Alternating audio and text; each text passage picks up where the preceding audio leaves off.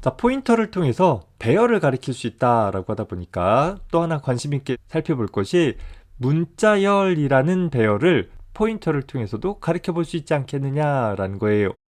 자, 전통적으로 우리는 S1이라는 캐릭터 배열을 선언을 하되 문자열 리터럴을 통해서 헬로 월드라는 문자열과 같은 내용이 담게끔 S1이라는 배열을 선언하고 초기화할 수 있도록 작성을 해왔었어요. 자, 다만 우리 앞에서 소개했듯이 어떤 임의의 문자열 리터럴은 그 길이가 다양할 수 있고 또 굉장히 길어질 수 있기 때문에 다른 리터럴과 다르게 메모리 상수 영역의 문자열 리터럴이 만들어지게 되고 내부적으로 그 시작 주소를 나타내는 표현식처럼 사용되어진다라고 했었어요. 다시 이 구문은 뭐냐면 현재 이 가정된 상황에서 보면 S1이라는 문자 배열을 선언을 하되 헬로 월드라는 즉 상수 영역에 있는 500번지에 있는 문자열과 같은 길이의 배열을 생성을 하고 그 내용과 동일한 내용들을 유지하게끔 값을 복사해 주어라 라는 처리가 될 거예요.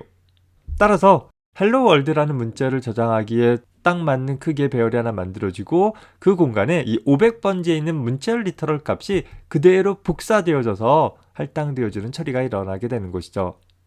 자, 반면에 이미 500번지에 헬로 월드라는 문자열 리터럴이 있다라고 하면 그 내용을 복사받는 새로운 배열을 만들 것이 아니라 그저 하나의 포인터 변수를 선언을 하고 S2라는 변수는 주소를 담는 변수인데 그 주소에 가보면 문자가 있다라는 거잖아요.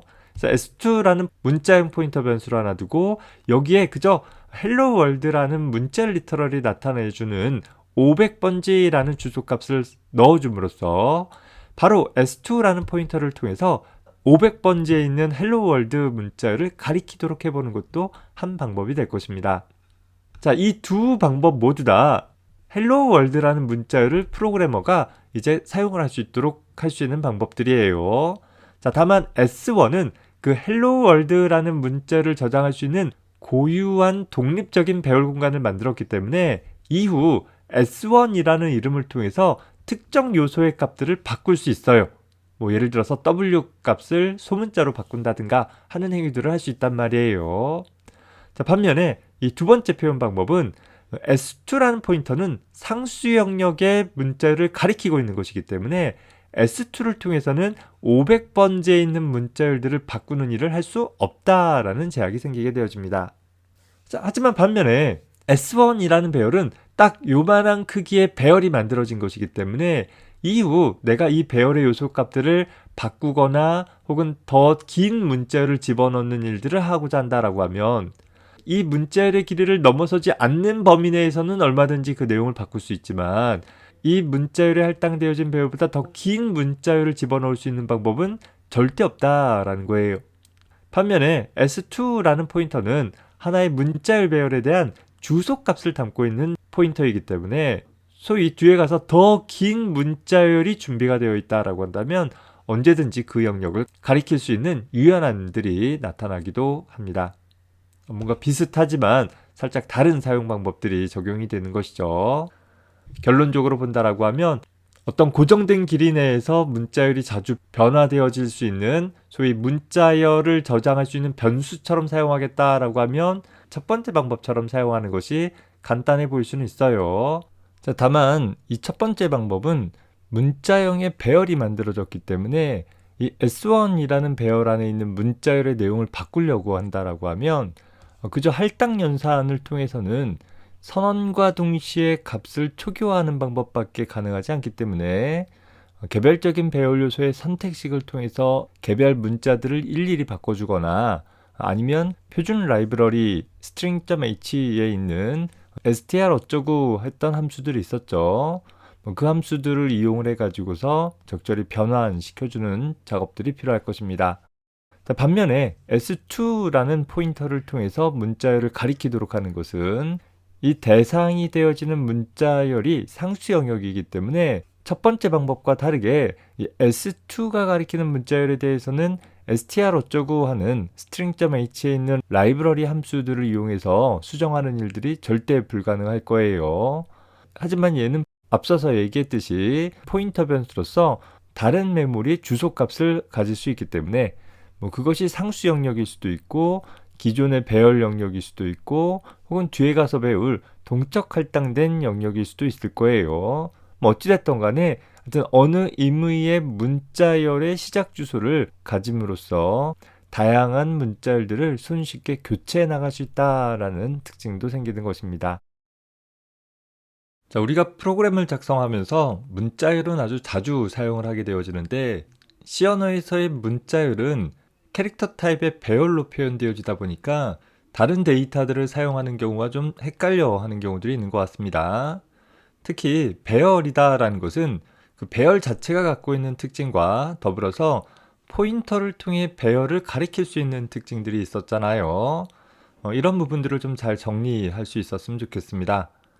자, 앞에서 본 것처럼 S1이라는 이름으로는 하나의 문자 배열을 선언을 했고 S2라는 이름으로는 하나의 포인터 변수를 선언을 해봤습니다. 자, 현재 이 구문이 가리키는 것들을 디버깅 모드를 통해서 확인을 해보도록 할게요. 현재 보면 S1이라는 이름은 문자 6개짜리 배열에 대한 시작 주소값을 갖고 있는 것을 볼 수 있고 S2라는 것 역시 하나의 캐릭터 포인터 변수로서 하나의 문자열에 대한 주소값을 갖고 있는 것을 볼 수 있어요. 얼핏 그 주소 영역들만 좀 보면 이 포인터 변수가 가리키고 있는 문자열은 좀 색다른 영역에 할당이 되어 있는 것들을 볼 수 있죠. 앞에서 얘기한 것처럼 현재 이 S2라는 변수가 가리키고 있는 것은 프로그램의 상수 영역에 있는 hello라는 문자열을 가리키고 있는 것이에요. 반면에 S1이라는 배열은 현재 메인 함수 안에서의 지역 변수 영역에 캐릭터 타입의 배열이 따로 할당이 되어져 있는 것입니다. 자, 따라서 현재 배열 같은 경우에는 예를 들어서 첫 번째 문자 값을 대문자로 바꿔라 라는 표현이 가능할 텐데 S2 같은 경우는 현재 상수 영역에 대한 주소값을 갖고 있기 때문에 내가 대문자로 설정한다 라는 행위 자체가 문제가 되어줄 수 있더라 라는 것이죠. 현재 디버깅 모드로 프로그램을 수행을 해보면 9번째 줄에서 쓰기 억세스 위반이다 라는 상수 영역의 값을 바꾸려고 했기 때문에 발생되어지는 그런 문제가 나타나게 되는 것입니다. 자, 따라서 S1이라는 배열에 담겨진 문자열을 바꾸고자 한다라고 하면 8번째 줄처럼 개별적인 선택식을 통해서 각각의 값들을 바꿀 수도 있지만 좀 번거롭잖아요. 자, 그래서 우리는 표준 라이브러리 중에서 string.h라는 헤더를 포함을 하고 이제 문자열에 대해서 복사 등을 처리해주는 함수를 통해서 즉 S1이라는 배열의 문자열을 high로 바꾸어라 라는 처리들을 해볼 수 있는 것입니다. 자, 물론 str 어쩌고 같은 함수들을 사용을 하려면 scanf와 마찬가지로 소스코드 제일 앞에 이 구문을 포함을 해주어야 하지만 비주얼 스튜디오 상에서는 문제없이 컴파일이 되어질 것이에요. 자, 하지만 역시 문제가 되어지는 것은 다음과 같이 S2라는 포인터가 가리키는 문자열에 대해서는 다음과 같은 구문을 처리할 수 없다라는 것이죠. 왜? S2는 상수 영역에 대한 주소값을 갖고 있는 포인터이기 때문에 해당하는 영역의 값을 바꿀 수 없다라는 것이에요. 자, 그러면 S2에 대한 문자열을 바꾸고자 한다라고 하면 어떻게 해줘야 되겠어요? 그때는 S2는 포인터이기 때문에 그저 새로운 주소값을 갖게 해볼 수 있게 되는 것입니다. 자, 다만 여기서 다시 주의해줘야 될 것은 S1이라는 배열의 이름에 대해서도 새로운 문자열을 집어넣으려고 한다라고 하면 배열은 배열이 선언되었을 때 할당되어진 메모리의 주소값을 나타내주는 일종의 상수값이기 때문에 선언되어진 배열에다가 값을 이렇게 집어넣는 일은 허용되어지지 않는다라고 했었죠. 이렇게 사용을 할 수는 없는 거예요. 자, 정리해서 보면 배열인 경우에는 개별적인 선택식이나 혹은 문자열 단위로 배열의 내용을 바꿀 수는 있다. 하지만 포인터 같은 경우에는 그 포인터 변수가 가리키는 대상이 상수 영역인 경우에는 바꾸는 일이 허용되어지지 못한다라는 것을 구분을 해둬야 됩니다. 다만 포인터 변수이기 때문에 새로운 문자열에 대한 주소를 담을 수는 있겠죠. 자, 물론 여기서 또 제약이 있을 거예요. 자, 현재 S1이라는 배열은 hello라는 5개의 문자를 저장하고 있는 소위 6칸짜리 배열에 해당하기 때문에 이 S1이라는 배열에다가 새로운 문자열을 집어넣을 때는 반드시 5개 이하의 문자열만 집어넣을 수 있는 한계가 생기게 되는 것입니다. 그보다 더 긴 문자열은 절대 집어넣을 수가 없다라는 것이죠. 하지만 S2 같은 경우에는 다음과 같이 초기에 가리키고 있던 문자열보다 더 긴 문자열에 대한 새로운 주소값을 담는 것이 전혀 문제가 되어지지 않을 거예요. 좀 더 융통성 있게 사용할 수 있는 여지가 생기게 되는 것이겠죠. 더불어서 만약에 S2라는 포인터가 어떤 문자 배열의 시작 주소를 가리키게 된다라고 한다면, 조금 이제 복잡해질지 모르겠어요. 기존에는 S1과 S2가 따로따로 있었는데 이제 S2가 S1을 가리키고 있는 상황이에요. 그렇다라고 한다면 string copy라는 함수를 통해서 S2의 내용을 특정 문자열로 바꾸는 것이 허용되어질 거예요. 아까 여기서는 안 된다라고 했는데 여기서는 왜 되느냐? 아까는 현재 S2가 상수 영역의 주소를 갖고 있었기 때문에 안 된다라고 했었어요. 하지만 이제 S2가 기존의 문자 배열의 시작 주소를 갖고 있으니까 역시 S1이라는 문자열의 길이를 넘어서지 않는 범위 내에서는 그 내용을 마치 배열의 이름을 통해서 직접 바꾸는 것과 같은 효과를 얻을 수 있는 것이고, 여전히 이 처리 이후에 다시 17번째 줄에서와 같은 처리를 해볼 수도 있겠죠. 그 경우에는 현재 S2가 가리키는 대상이 되어지는 S1이라는 배열의 내용을 바꾸는 것이 아니라 How are you라는 새로운 문자열 리터럴에 대한 주소를 S2가 담는 것이기 때문에 기존 배열과는 결별하고 새로운 배열을 가리키는 형태가 되어져서 가능하다라는 것입니다. 자, 다시 말해서 우리가 어떤 문자열을 저장하는 변수를 만든다라고 가정해 본다라고 하면 배열을 통해서 생성할 수도 있고 포인터를 통해서 사용해 볼 수도 있을 거예요. 포인터를 통해서 사용을 한다라고 하면 항상 어떤 임의의 문자열 배열에 대한 주소를 가리키는 방식으로 사용하겠다라는 거예요. 그 문자열이 상수 영역에 있는 문자열이던 혹은 프로그래머가 명시적으로 생성한 다양한 방법으로 생성된 배열의 주소이던 상관없이 포인터는 어느 것이나 다 가리킬 수는 있어요.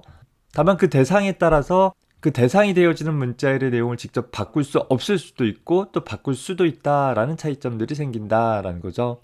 반면에 문자 배열을 통해서 하나의 문자열을 유지한다라고 한다면 어떻게 보면 간단해요. 그냥 배열의 관점에서처럼 직접 그 내용을 바꿔버린다라든가 혹은 라이브러리 함수들을 통해서 그 내용을 변경해서 사용을 해볼 수 있는 여지는 있는데, 이 배열의 특성상 그 배열이 할당되어진 크기가 제한적이다라는, 그러니까 널문자까지 포함되어진 충분한 크기가 반드시 할당되어 있어야 한다라는 특징들이 필요하다 보니까 그저 이렇게 하나의 문자열을 저장하고자 한다라고 했을 때 현재 저장하고자 하는 문자의 개수만큼만 배열을 생성해서는 추후에 어떤 다른 좀 더 긴 길이의 문자열을 저장할 수 없게 되어지잖아요.